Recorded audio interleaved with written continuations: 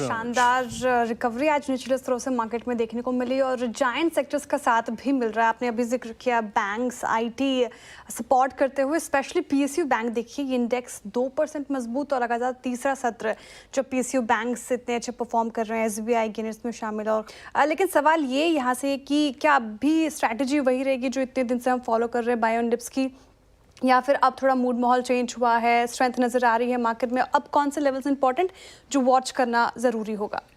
देखिए, मैं तो ना स्क्रीन का गुलाम हूँ और मुझे जो स्क्रीन कहती है मैं वो बात करता हूँ। और मुझे स्क्रीन 2 दिन से जो कह रही थी मैं वही कह रहा था कि अब आप प्रीवियस डे के लो को स्टॉप लॉस बना दें और बाय ऑन डिप्स करें। मार्केट में देखिए एक हम ऐसा लेग पूरा प्ले कर चुके थे, उसके बाद मार्केट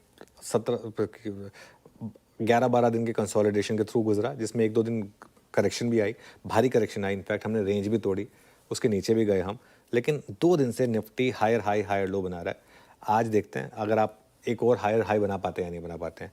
अगर आप कल के हाई को क्रॉस कर जाते हैं 25,245 तो वो बहुत बड़ा पॉजिटिव होगा मार्केट के लिए। बैंक निफ्टी पहले से ही मजबूत है और अब आईटी से भी मुझे लग रहा है कि थोड़ा सा सहारा मिलने की उम्मीद है, जिस तरीके से आज निफ्टी आईटी ने भी मूव दिखाए हैं। तो स्ट्रैटेजी अब मेरी वही रहेगी जो परसों से है कि अब डिप्स में बाइंग करें और अपनी लॉन्ग पोजीशंस को कैरी करें। अगर आप चाहें तो अपने आप को ओवरनाइट रिस्क के लिए हेज कर सकते हैं। जैसे कल अगर आपने कैरी किया था फिर हेज किया था तो सुबह एटलीस्ट वो एक बार आप डरते नहीं उस गैप डाउन से, वो करना है तो वो आप कर सकते हैं। वैसे ग्लोबल क्यू से बहुत ज़्यादा घबराने की जरूरत नहीं। देखिए कल 400 पॉइंट डाउ जोन्स डाउन था, उसके बावजूद आज हमारी मार्केट को धेले भर का फर्क नहीं पड़ा। तो अब हम ग्लोबल क्यू से नहीं गिरेंगे। अगर हम गिरेंगे तो अपने कारणों से गिरेंगे, अगर हम गिरेंगे तो अर्निंग सीजन से गिरेंगे। अब ग्लोबल कारणों की वजह से हम नहीं गिरेंगे। निफ्टी की जहां तक बात है श्रेया, अब हम उस क्रूशियल रेजिस्टेंस के पास हैं। 25,245 क्रॉस किया तो 25,250 से 25,300 और उसके बाद बहुत करीब है बड़ी रेजिस्टेंस 25,325 से 25,375। और अगर वो आपने क्रॉस किया तो बाकी का काम फिर एफआई के शॉर्ट्स कर देंगे। फिर उसके बाद और कुछ मतलब ज़्यादा भूलने की जरूरत नहीं पड़ेगी। ऑब्वियसली सपोर्ट है आपका 25,100 से 25,150। अब जो आज का लो है 25,121, अब वो आपका स्टॉप हो जाएगा। अब यहाँ से करीब करीब 100 पॉइंट नीचे। बैंक निफ्टी की जहां तक बात है, जो आज सुबह हम लेवल डिस्कस कर रहे थे, बड़े रेजिस्टेंस का लेवल, कल भी बैंक निफ्टी बड़े रेजिस्टेंस में आकर रुका था। आज भी बड़ा रेजिस्टेंस आपका 57,200 से 57,400 का था। आज भी हमारी अप्रोच जो वही यही थी कि एक डिप में बाइंग करें और 56,800 का स्टॉप लॉस लगा दें। और आप देखिए 56,937 से घूमे हम, 57,200 57,400 का एक रेजिस्टेंस है। 57,400 अगर आपने क्रॉस किया तो ऑल टाइम हाई ज़्यादा दूर नहीं है, 57,628 है ऑल टाइम हाई। अब आज का लो, अब आपका एक नया स्टॉप लॉस होगा। लेकिन बैंक निफ्टी का ये चार्ट देखिए जो 1 महीने का रखा हुआ था, कितना शानदार चार्ट है, बिल्कुल ब्यूटीफुल चार्ट, एक बड़े पोल एंड फ्लैग पैटर्न के ब्रेकआउट की तरफ बढ़ता हुआ। तो ये एक अप्रोच रहेगी मार्केट पर। ये सर बड़े सवाल की तरफ तो हम बढ़ेंगे, लेकिन टैरिफ के मोर्चे पर क्या क्या अपडेट है पहले वो बता। हाँ, तो पहले टैरिफ के मोर्चे पे तो सबसे पहले हमारे काम की बात कर लें। बिल्कुल बिल्कुल। जो कि हमारे काम की बिल्कुल भी नहीं है, वो है फार्मा। फाइनली कल स्टेटमेंट आया है ट्रम्प की तरफ से, 1 अगस्त से फार्मा पर लगाएंगे वो टैरिफ, छोटा छोटा वाला वो लगाने वाले हैं। और कम टैरिफ के साथ शुरुआत करेंगे, साल भर का समय देंगे और उसके बाद बहुत बड़ा वाला लगाएंगे, ऐसा उनका कहना है। ठीक है, बहुत ऊंचाई पे ले जाएंगे, मतलब है ना, आकाश लोक में ऐसा। अब इसका असर क्या?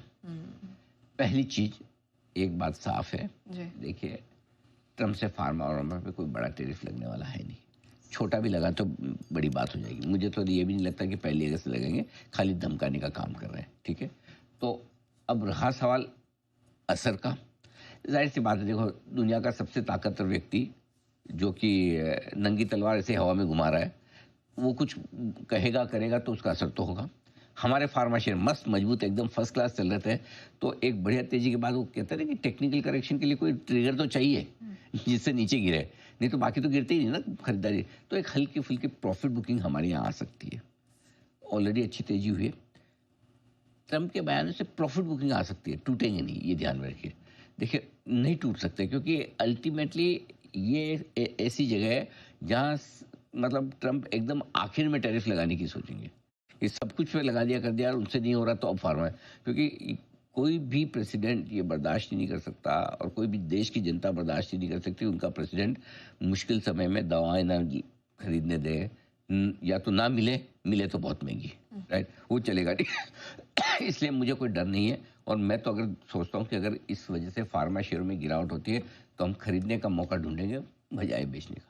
ठीक है, हम बहुत क्लियर है हमें। ओके। हाँ, दूसरा भारत के साथ वो कल इंडोनेशिया पे उन्होंने एक इंटरेस्टिंग काम किया। इंडोनेशिया में उन्होंने 32% से घटाकर टैरिफ 19% किया और उन्होंने कहा कि इंडोनेशिया से जो उन्होंने डील की वो सभी के लिए अच्छी है, उनके लिए भी अच्छी है उनका।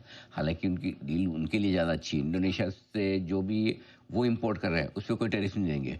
इंडोनेशिया जो उनको एक्सपोर्ट कर रहा है उस पर टैरिफ लगेगा और अमेरिका जो इंडोनेशिया को दे रहा है उस पर टैरिफ नहीं लगेगा। उनके लिए मार्केट ओपन है। हाँ, मार्केट ओपन है, ठीक है।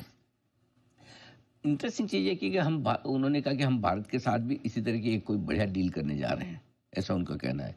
अब इसका मतलब क्या समझें? एक तरफ तो ये मतलब कि पॉजिटिव साइड पे ये देखें कि भारत के साथ डील को लेके वो पॉजिटिव है, बातचीत कर रहे हैं, ठीक है।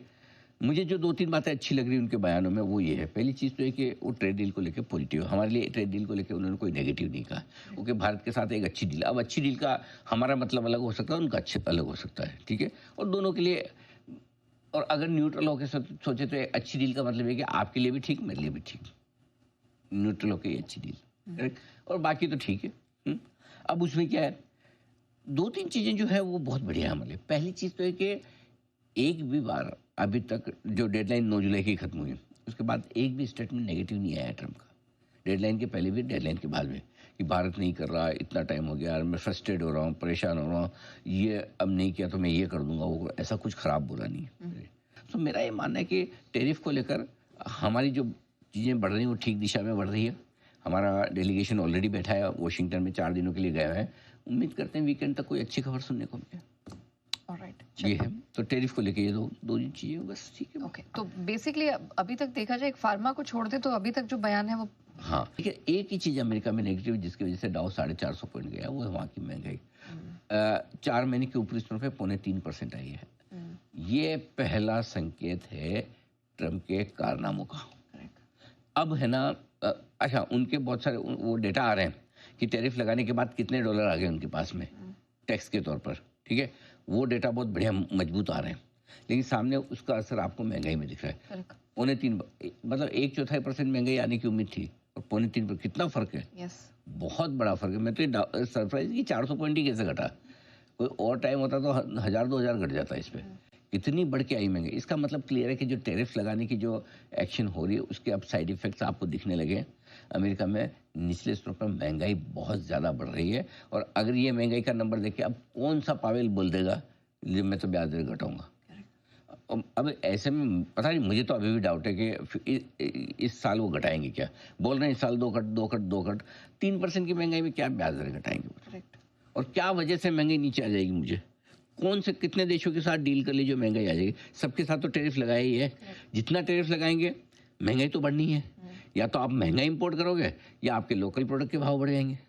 पॉइंट ये है कि देखो हर चीज़ महंगी तो हुई है, तो America is testing its own medicine. लेकिन सर FIIs ये कुछ क्लियर सिग्नल दे नहीं रहे। कल एक बहुत ही छोटी सी 120 करोड़ की खरीदारी की, अब मैं उसको कितना खरीदा मानूं, कितना बेचा मानूं, क्या क्या समझे। लेकिन हाँ जी, अगर ये क्लियर सिग्नल दे नहीं रहे जैसे आपने कहा, तो हम भी ले नहीं रहे।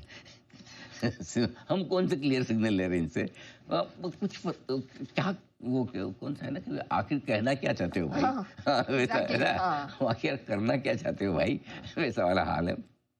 120 करोड़ की कल कैश में खरीदारी की, 117 करोड़ के स्टॉक फ्यूचर्स खरीदे, 150 करोड़ के इंडेक्स फ्यूचर्स भेज दिए।